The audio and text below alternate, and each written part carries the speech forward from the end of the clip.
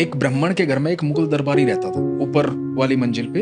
अब ब्राह्मण का सुबह का समय होता था कि भगवान की आराधना करना और गीत गोविंद गाना। तो जब ये गीत गोविंद गाता था ब्राह्मण, तो मुगल दरबारी का जाने का समय होता था, तो मुगल दरबारी वहां रुक जाता था और गीत गोविंद सुनता था। अब ब्राह्मण रोज नोटिस कर रहा था कि मैं जब गीत गोविंद गाता हूँ ये रुक जाता है और सुनता है। तो ब्राह्मण ने कहा कि आप रोजाना रुक जाते हो, सुनते हो? मुगल दरबारी ने कहा कि मुझे बड़ा आनंद आता है ये सुनने में। तो ब्राह्मण ने कहा कि आपको पता है ये क्या है? बोला वो तो मुझे नहीं पता, लेकिन मुझे अच्छा लगता है जब आप गाते हो। बोला तो ब्राह्मण ने बताया कि ये गीत गोविंद है, ये ठाकुर जी की आराधना है और हमारे ठाकुर जी बड़ा प्यार करते हैं इसको। तो बोले अच्छा। बोला आपको सीखना है? ब्राह्मण ने पूछा। बोला हाँ मुझे सीखना है। तो बोला ठीक है मैं सिखा दूंगा। अब वो ब्राह्मण के पास गीत गोविंद सीखने लगा। तो गीत गोविंद जब आ गया तो ब्राह्मण ने बताया कि इसके कुछ नियम है। बोला नियम ये है कि जब भी गीत गोविंद गाओगे ना तो ठाकुर जी स्वयं विराजमान होते हैं वहां, तो ठाकुर जी को एक आसन दे लेना जहां भी गाओगे।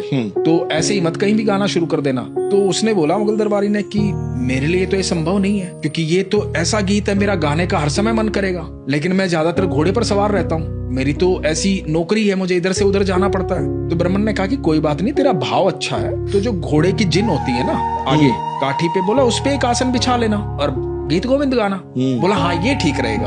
अब ये मुगल दरबारी क्या करता कि घोड़े की जिन पे आसन बिछाता और अपना गीत गोविंद गाता, बड़े आनंद में रहता ये भी गीत गोविंद गाते गाते।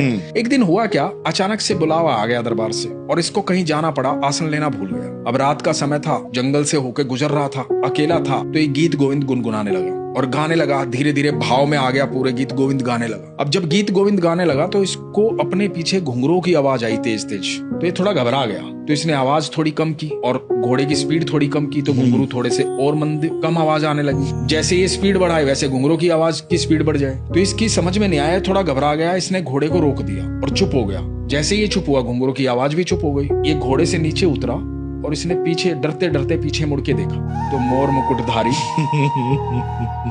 बांसुरीधारी मोटी मोटी आंखों वाले सांवरे कन्हैया सामने खड़े। सुन हो गया एकदम से। ठाकुर जी बोलते हैं गाओ ना, रुक क्यों गए? अरे तो तुम्हें सुनने के लिए तो पीछे भाग रहा हूँ, गाओ। तो ये दंडवत हो गया, बोला प्रभु आप मेरे पीछे भाग रहे हैं, मेरे घोड़े के पीछे, मैं तो हूँ क्या एक साधारण सा दरबारी। बोला नहीं, तुझे सुनने तो मैं रोज आता हूँ, पर आसन पर विराजमान होता हूँ, आज तूने आसन ही नहीं बिछाया तो मैं कहाँ विराजमान होता, तो पीछे पीछे भागना पड़ेगा ना।